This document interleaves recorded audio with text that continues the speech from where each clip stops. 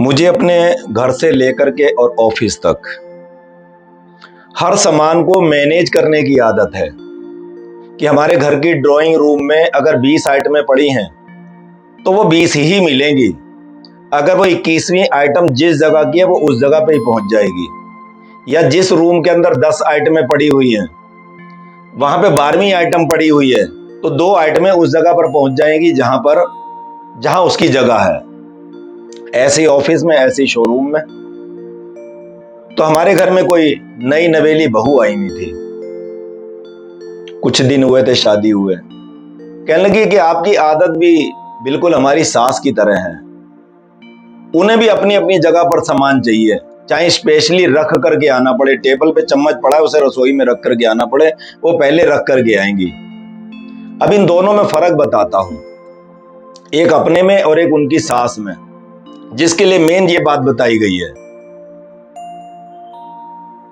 प्रकृति का हर जीव, परमात्मा हमारे हृदय में विराजमान है साक्षात, और उन्हें परमात्मा के नाम का सिमरन किए बिना कभी प्राप्त नहीं किया जा सकता, उसका एहसास नहीं किया जा सकता। और हम परमात्मा को कहां ढूंढ रहे हैं?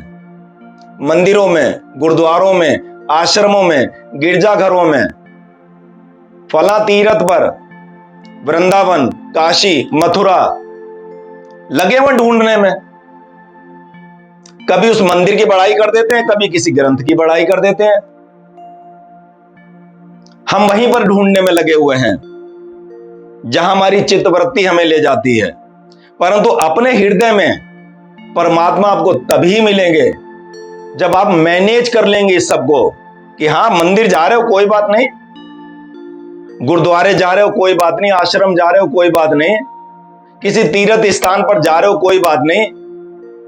वहां की माता की मान्यता है और जो हमारे घर में है उसकी मान्यता नहीं है, या गली वाले मंदिर में मान्यता है उसकी नहीं। लेकिन जाना कहां पर है? वैष्णो देवी, वहां पर है माता। और अपने हृदय में साक्षात परमात्मा विराजमान।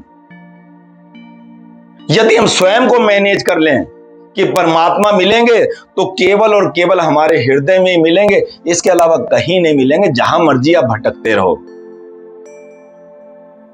स्वयं को मैनेज करने का किसी को नहीं पता। घर को, दुकान को, ऑफिस को आप मैनेज कर सकते हैं, स्वयं को मैनेज नहीं कर सकते कभी भी।